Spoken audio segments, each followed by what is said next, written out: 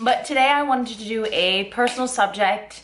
I didn't know when I was going to share this or how I was going to share this, but I think it's really important to share this, especially because I know I am not one of the only people who go through this. I know there's tons of girls out there. Okay, so I'm going to start with a quick little story. My name's Lexi.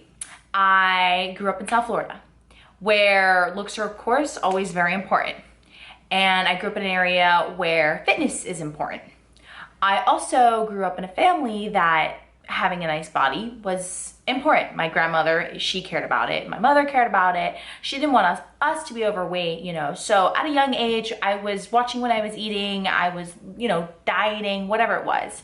So I would say at a very young age, I maybe stepped into the game a little bit too early, which is okay. But psychologically over time, you misunderstand food, you misunderstand nutrition, and therefore you may lead yourself not in a healthy route. So, okay, now second, I went through routes in my life that food and exercise were an outlet. When I was heartbroken or something, I would work out really hard or work out all the time, and it's all I focused on. I wanted to get a perfect body. And then I learned it doesn't work that way. It's not, you got a broken heart, mend that broken heart.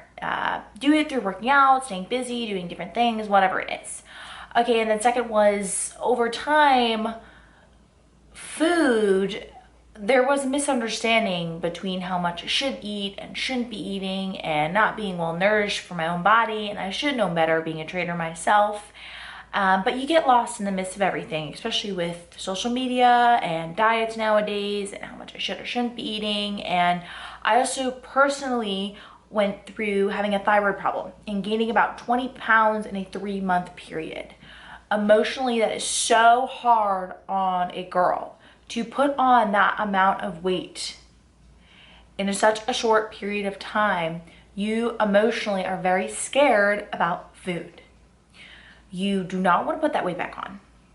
So that also began a very bad habit. Okay, now I'm gonna fast forward a little bit. Now, I've had years in the gym. Then I've had about 2 or 3 years of weightlifting. As I've built more muscle, my metabolism has changed, which in co-play is my body needs more food. For long periods of time, I'm now currently going to get a sports nutrition certification. And I read a lot of things, and I also have started my own macro counting and seeing. So I'm going to tell you a quick story. This year, when I gained about 20 pounds, I then switched my medication, dropped some weight, but I was still on low amount of calories. About, like I said, 900 to 1300 calories. That's way too low for a girl in the gym. That's not healthy. No. During that time period, when I did not progress my body, I knew something was off. My emotional stability was off. I was very needy. I would get frustrated very easily, very anxious. Everyone's very different. If I'm hungry, I get extremely anxious. It's just a natural way of being, my body. I don't know. Everyone's lightheaded, hangry. That's like. I felt as if something was off, but I couldn't pinpoint what it was because I didn't have an understanding of how much or I shouldn't be eating. I remember I came home one day and everything also in my life used to be a mess. My car, my house, it wasn't okay. And it wasn't who I was. It was just my mindset was not proper, and mainly because my nutrition was just off. Okay, so I came home one day and my mom's cleaning my house. I live out one of the houses, and she's going through the house and she's like, why is it a mess? What's going on? What is going on with you? And I went into my bathroom and I broke down and cried and said, this has to stop. You have to figure out what is going on, and this has to stop now. It's ruining your life. It's ruining your friendships. It's ruining your relationships. It's making you somebody you are not. So I almost went to an eating disorder facility. But then I sat back for a minute. I cried. I let out all my emotions, all the frustration I had with food over the years, all my just anger about it, everything going on. And about a week later, I signed with a coach who did a macro count for me, had me up to about 1,600 calories, okay? Within that week, within a couple of days of eating way more food, my mental clarity was different. My focus, my drive, my attention, everything I thought was missing before was the core thing of what I was eating.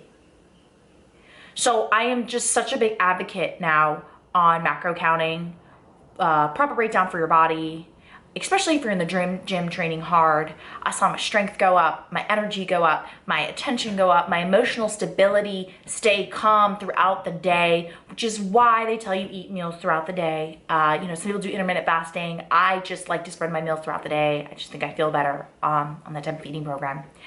And I'm not gonna stuff my face with a huge meal. That's just not, I don't like to feel that way. And just an utter shock. Everything I wanted to achieve, I was never able to achieve just because of what my eating issues were taking over in my life. So I took that week. I focused really on what I was eating, how I felt throughout the day. For the first time in my life, I felt like I should have been feeling for a long time. And this problem goes to so many people, like so many. And just because you're not training in the gym does not mean actually that you don't need to eat. Like if you're not training in the gym, you still need to eat. My off days, I'm still taking in 1,500, 1,520, 1,530. My on days, 1,600, maybe a little bit more.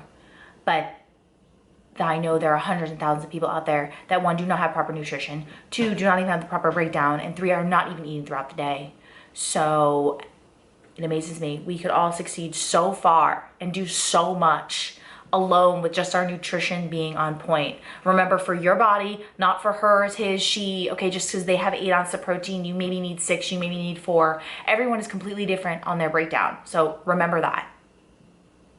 So, having an eating problem, eating disorder for years, and understanding that honestly it was just from not proper intake of food. And of course, a fear of gaining the weight after gaining a lot of weight in a 3-month period. It's emotionally very difficult for a girl to not fit in your clothing and not to feel pretty and not to feel like you are ever going to succeed the goals that you want with your physique or anything else in life. It is extremely frustrating and upsetting. But then being open up to doors and understanding how nutrition really works and how food really works, you then are open up to a whole new light. So that's my short little clip on, what my eating disorder did to me. I wouldn't say it was technically anorexic bulimic. I would say it's just an eating disorder of just not improper nutrition. But that leads to an eating disorder. It leads to just dysmorphia of food and understanding how it works and how the body works and what it needs and what it doesn't need.